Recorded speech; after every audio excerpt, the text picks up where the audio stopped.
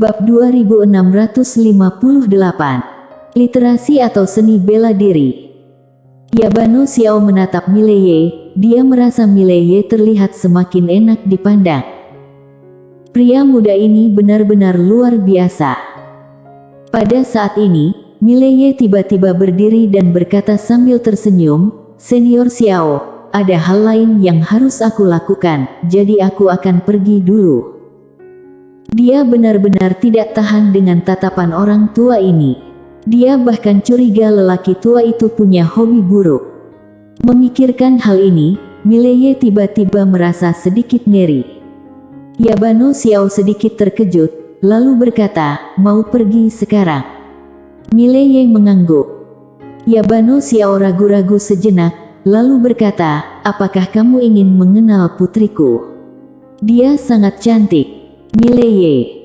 Seperempat jam kemudian, Mileye dan Beina Yan meninggalkan kota Taiko. Di luar kota, Mileye di kereta menggelengkan kepalanya dan tersenyum kecut. Yabano Xiao tadi benar-benar terlalu antusias.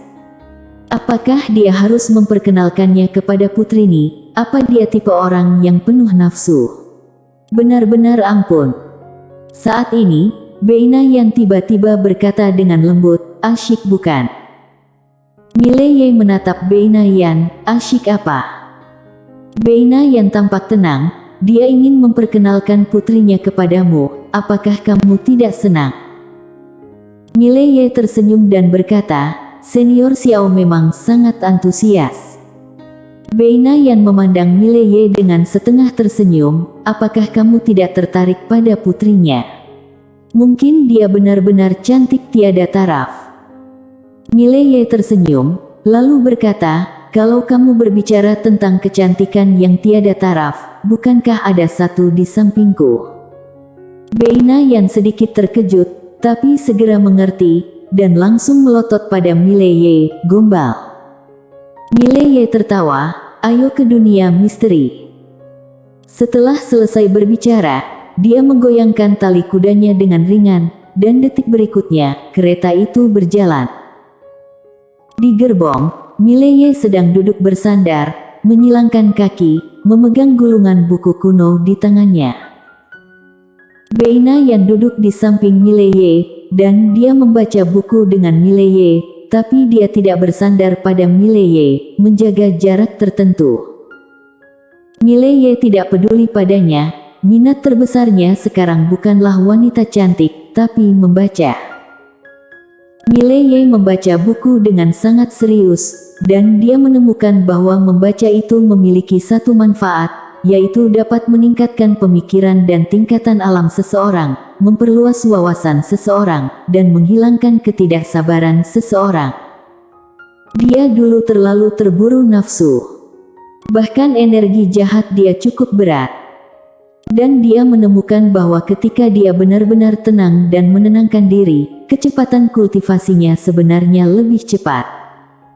Dia merasa bahwa ketika dia bertemu ayahnya di masa depan, dia harus memintanya untuk belajar lebih banyak. Ayah dia ini hanya tahu bertarung dan membunuh sepanjang hari, itu sangat membosankan. Saat ini, Beina yang tiba-tiba berbisik, "Apakah kamu punya gadis yang kamu suka?" Mileye sedikit terkejut, lalu tersenyum dan berkata, "Ya." Beina yang tercengang, lalu berkata, "Siapa?" Mileye tertawa, "Seorang gadis yang suka memakai gaun putih dan memegang tombak, dia tidak suka banyak bicara." Setelah hening sejenak, Beina yang bertanya, "Bagaimana kalian bertemu?" Mileye meletakkan buku itu, dia melihat keluar jendela, dan berkata dengan lembut, "Aku masih sangat muda saat itu." Ladiaan. Melihat ke langit yang jauh, pikiran Mileye berangsur-angsur melayang ke bekas kota Qingcheng. Sarjana Nasional An. Memikirkan Ladiaan yang pernah berpakaian putih seperti salju, sudut mulut Mileye sedikit melengkung. Dia masih ingat wanita yang menunggang kuda putih di kota Qingcheng saat itu. Dia merasa beruntung bertemu Ladiaan. Beina Yan melirik Mileye dengan ekspresi sedih. Mileye tiba-tiba berkata, "Nona Beinayan, apakah kamu tahu apa itu suka dan apa itu cinta?" Beinayan tertegun. Mileye tersenyum kecil, meletakkan buku kuno di tangannya, dan berkata, "Cinta adalah ketika dia ada, dia adalah satu-satunya di matamu, ketika tidak ada, semuanya memiliki bayangannya. Cinta adalah ketika tiba-tiba berpikir tentang dia ketika kamu sedang membaca buku larut malam, membayangkan apa yang dia lakukan sekarang, dan ada perasaan hangat yang samar di hatimu, tapi aku tidak pernah menghubunginya." Suka dan cinta itu berbeda. Ringkasannya, suka itu adalah cinta yang ringan, dan cinta adalah rasa suka yang dalam. Beinayan terdiam. Dia secara alami tahu apa yang dimaksud Mileye. Beinayan menatap Mileye, "Kamu pikir aku hanya menyukaimu, bukan cinta, kan?" Setelah hening sejenak, Mileye berkata, "Kurasa aku tidak begitu baik sehingga seorang wanita bisa jatuh cinta padaku setelah mengenalku selama beberapa hari." Beinayan menatap Mileye, "Kalau begitu, apa kamu tahu? Semua cinta dimulai dengan menyukai. Aku akui, aku hanya menyukaimu sekarang." Dengan sedikit rasa ingin tahu dalam menyukai, mengatakan cinta sebenarnya tidak cukup. "Tapi terus kenapa? Tidak bisakah aku menyukai kamu?" Mileye hendak berbicara, ketika Beinayan tiba-tiba mencengkeram kerah Mileye, dan berkata dengan marah, "Jangan beritahu aku tentang kebenaran agung dalam buku-buku itu, aku hanya bertanya padamu, bisakah aku menyukaimu?" Mileye. Beinayan menatap Mileye, "Bisa atau tidak?" Mileye mengangguk, "Bisa." Beinayan melepaskan kerah Mileye, dan berkata dengan lembut, "Kamu suka aku atau tidak, itu terserah kamu. Bagaimanapun, aku menyukaimu sekarang. Meskipun itu bukan cinta, aku tidak peduli. Itu hakku, kan?" Mileye mengangguk dengan jujur, "Ya." Beinayan tiba-tiba bertanya, "Kalau begitu, apakah kamu menyukaiku?" Saat dia berbicara, dia mengepalkan tangannya dengan erat, merasa sedikit gugup. Mileye terdiam. Beinayan menatap Mileye, apakah sulit untuk menjawab? Mileye tersenyum dan berkata, "Aku tidak membencimu." Beinayan memelototi Mileye, "Kalian cendekiawan hanya suka omong kosong, sialan." Meskipun dia marah di permukaan, tapi dia melepaskan kepalan tangannya. Mileye tersenyum, lalu berbaring, dia menutupi wajahnya dengan buku itu, menutup matanya dan beristirahat. Alam Jiswian. Selama ini, dia telah mempelajari tingkatan alam ini setiap hari, dan dia ingin melakukannya secara ekstrim. Kalau tidak, dia sebenarnya sudah bisa mempelajari alam Tongsuan. Tahukah kamu, dengan pena kebenaran agung, dia bisa mencapai alam Tongsuan kapan saja. Alasan kenapa dia tidak melakukan itu adalah karena dia berharap untuk mencapai tingkatan alam tertinggi di alam Jiswian.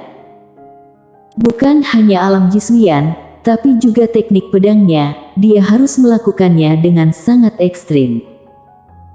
Setelah tebasan masa lalu, tebasan masa depan dan tebasan masa kini bergabung dengan satu pedang menebas ketiadaan, dia memberi nama baru, menebas ketiadaan. Sekarang, dia yakin bisa melakukan pembunuhan instan pada Master Alam Jiswian, sedangkan untuk alam Tongsuan, dia tidak sepenuhnya yakin. Karena dia pernah bertemu Leina Sen sebelumnya, dia bisa merasakan betapa menakutkannya Leina Sen, artinya alam Tongsuan ini agak rumit. Tapi dia tidak takut, dengan kekuatannya saat ini, kalau dia mengerahkan pena kebenaran agung, akan sangat mudah membunuh seorang alam Tongsuan. Memikirkan hal ini, Mileye tiba-tiba terkejut, apa-apaan ini, sepertinya dia berlebihan. Pada saat ini, kereta berhenti tiba-tiba. Mileye mengernyit sedikit, dia bangkit, dia melihat keluar gerbong, tidak jauh dari sana, ada orang berjubah hitam berdiri di sana. Mileye tiba-tiba menoleh untuk melihat Beinayan, dan wajah Beinayan sangat muram. Melihat Beinayan, Mileye mengerti, dan berkata dengan lembut, "Klan Yan." Beinayan mengangguk, perlahan mengepalkan tangan kanannya. "Aku tidak menyangka mereka akan datang secepat ini." Orang berjubah hitam berkata dengan serak, "Putri Suci sudah lama bermain. Sudah waktunya untuk kembali." Setelah hening sejenak, Beinayan berkata, "Oke." Setelah selesai berbicara, dia tiba-tiba berbalik dan menatap Mileye. Saat Mileye hendak berbicara, dia memeluk Mileye. Mileye tertegun. Beinayan memeluk Mileye dengan erat, dan berkata dengan lembut, "Aku tidak akan pernah melupakanmu." Setelah selesai berbicara, dia berbalik dan melompat dari kereta, dan berjalan menuju orang berjubah hitam itu. Ekspresinya setenang air, jelas dia sudah membuat keputusan ini.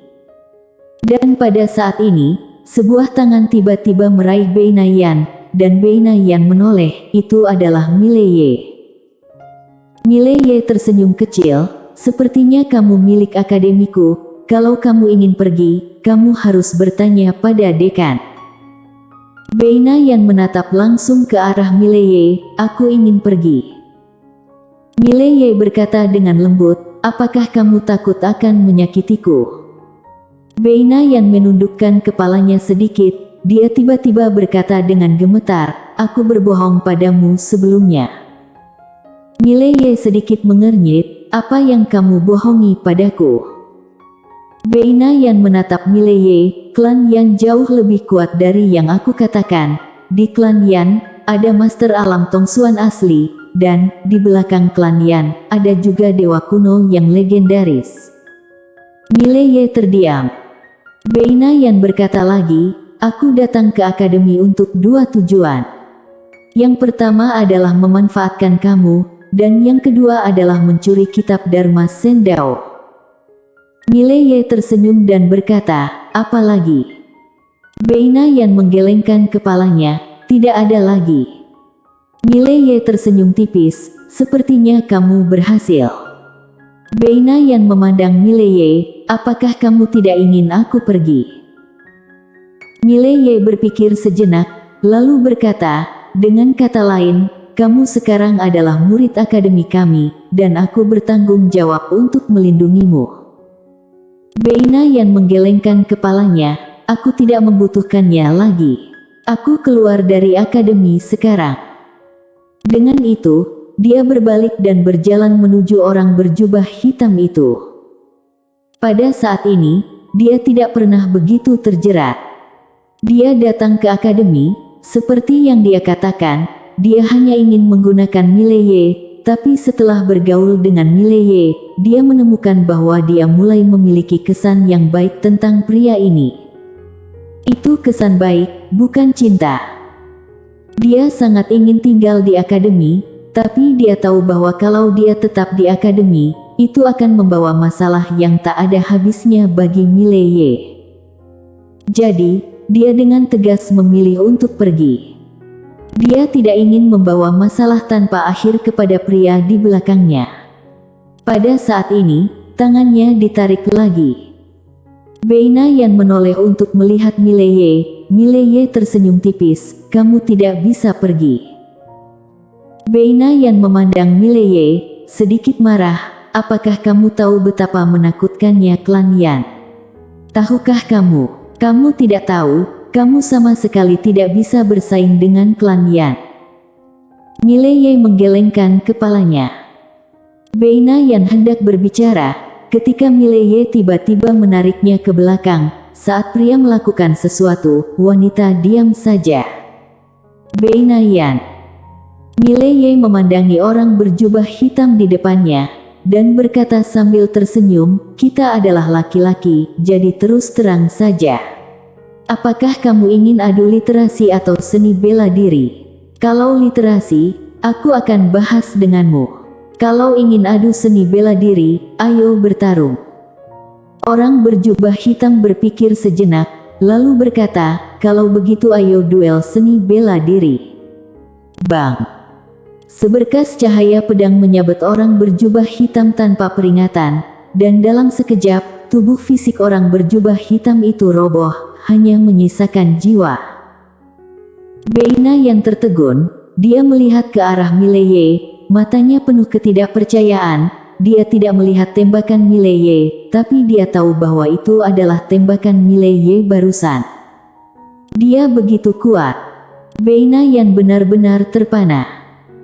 Di kejauhan, orang berjubah hitam, dengan hanya jiwanya yang tersisa, tiba-tiba mengangkat tangannya dengan sikap menyerah, dan berkata dengan suara bergetar, "Kakak, aku memilih literasi." Bersambung.